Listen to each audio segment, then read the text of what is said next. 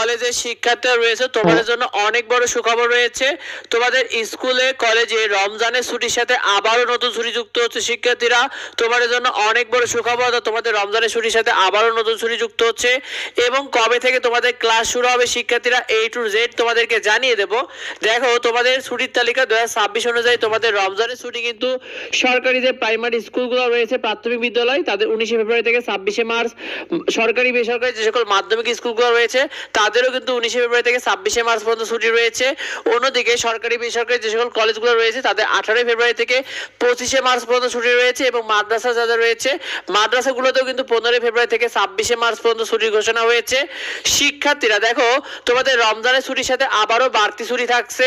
সেক্ষেত্রে 26 মার্চ বৃহস্পতিবার স্বাধীনতা দিবসের ছুটি থাকবে, 27 মার্চ শুক্রবার তোমাদের সাপ্তাহিক ছুটি যুক্ত হচ্ছে সেই সাথে, এবং 28 মার্চ শনিবার সাপ্তাহিক ছুটি থাকছে। অর্থাৎ প্রাথমিক ও মাধ্যমিক স্কুল কলেজ ও মাদ্রাসাগুলোতে টানা এই 3 দিন ছুটি যুক্ত হচ্ছে তোমাদের শিক্ষার্থীরা।